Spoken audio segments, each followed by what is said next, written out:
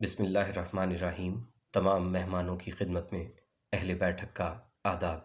آج ہم آپ کو علامہ اقبال سے منسوب ایک مشہور شعر کے حقیقی خالق کے بارے میں بتائیں گے، تو آئیے آج کی بیٹھک شروع کرتے ہیں۔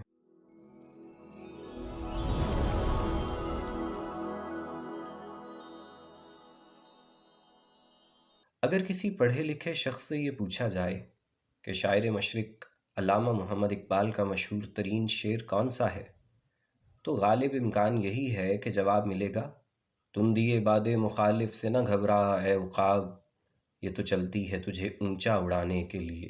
کیونکہ شعر میں اقبال کے پسندیدہ پرندے عقاب کا ذکر بھی ہے، اور اقبال کے اسلوب کے مطابق شعر ہے بھی بہت موٹیویشنل، لہٰذا کسی کے وہم و گمان میں بھی نہیں ہوتا کہ یہ شعر اقبال کے علاوہ کسی شاعر نے کہا ہوگا۔ لیکن دل تھام لیجئے، کیونکہ سچ یہی ہے کہ یہ شعر شاعر مشرق حضرت علامہ محمد اقبال کا نہیں، بلکہ اقبال ہی کے ضلع سیالکوٹ کے علاقہ شکر گڑھ سے تعلق رکھنے والے سید صادق حسین ایڈوکیٹ کی تخلیق ہے۔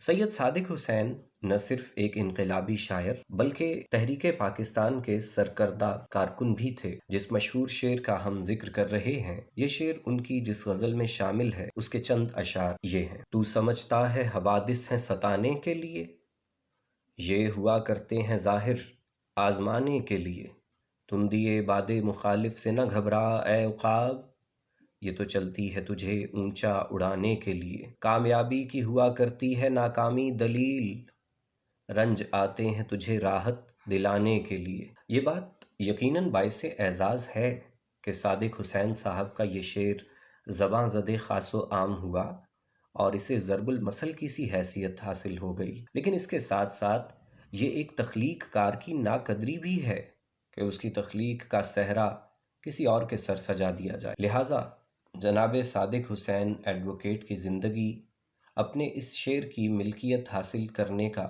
مقدمہ لڑتے ہوئے ہی گزری۔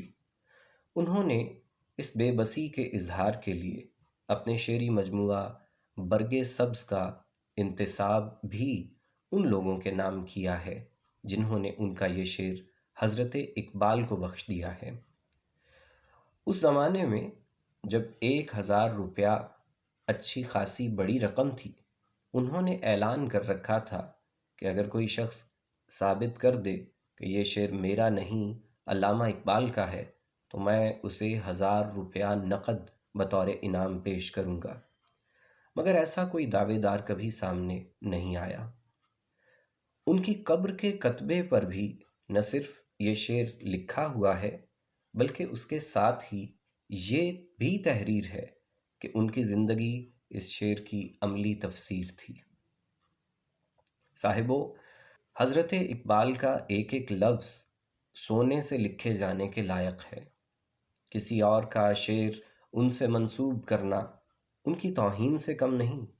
ہم اس ویڈیو کے توسط سے آپ سے درخواست کرتے ہیں کہ آپ خود بھی اس بھٹکے ہوئے شعر کو اس کے مالک تک پہنچائیے، اور یہ ویڈیو بھی اپنے دوستوں تک پہنچائیے تاکہ وہ بھی حقدار کو اس کے حق سے مزید محروم نہ رکھیں۔ شکریہ۔ ہمیں امید ہے کہ آپ کو ہمارا ویڈیو پسند آیا ہوگا، تو اسے لائک کیجئے، اس چینل کو سبسکرائب کیجئے اور بیٹھک کے مستقل مہمان بن جائیے۔ شکریہ۔